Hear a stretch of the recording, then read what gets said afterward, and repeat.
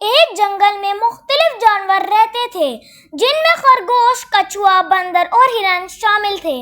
یہ جانور آپس میں بہت محبت اور دوستی سے رہتے تھے۔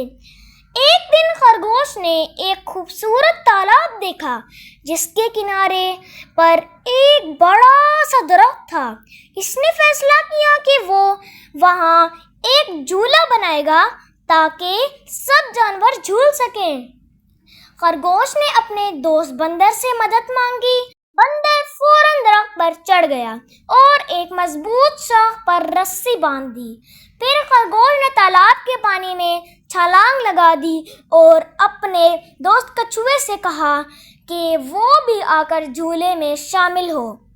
کچھوا اپنے سست رفتار کے ساتھ تالاب کے کنارے تک پہنچا۔ بندر نے اسے اٹھا کر جھولے میں بٹھایا۔ سب جانور بہت خوش ہوئے اور مل کر جھولا جھولنے لگے۔ اچانک ایک بادل گرجنے لگا اور بارش شروع ہوگی۔ جانور تالاب کے کنارے پر موجود غار میں چھپ گئے۔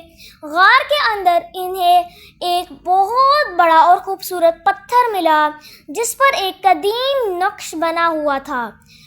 ہرن نے کہا، یہ تو کوئی خفیہ نقشہ لگتا ہے۔ سب جانوروں نے مل کر پتھر کا مطالعہ کیا اور پایا کہ نقشہ انہیں ایک خفیہ خزانے کی طرف لے جا رہا ہے۔ یہ سن کر سب جانور بہت پرجوش ہو گئے اور فیصلہ کیا کہ بارش تھم جانے کے بعد وہ اس خزانے کی تلاش میں نکلیں گے۔ جب بارش رک گئی تو جانور نقشے کے مطابق جنگل کی گہرائیوں میں چل پڑے۔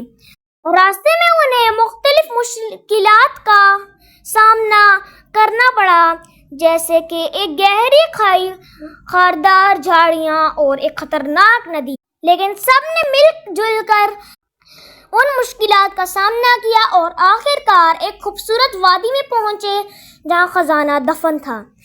وادی میں پہنچ کر انہیں ایک قدیم درخت کے نیچے ایک بڑا صندوق ملا۔ جب انہوں نے صندوق کھولا تو اندر سونے کے سکے، جواہرات اور قیمتی اشیاء پائی۔ سب جانور بہت خوش ہوئے اور انہوں نے فیصلہ کیا کہ وہ اس خزانے کو بانٹ کر اپنی زندگی کو اور بھی خوبصورت بنائیں گے۔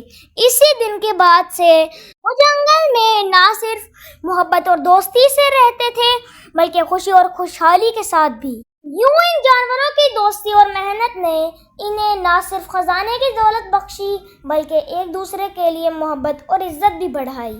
پیارے دوستو، آج کے لیے اتنا ہی۔ ملتے ہیں آپ سے ایک نیکسٹ ویڈیو میں، تب تک کے لیے اللہ حافظ۔ Like, share and subscribe to our channel and don't forget to press the bell icon. اللہ حافظ۔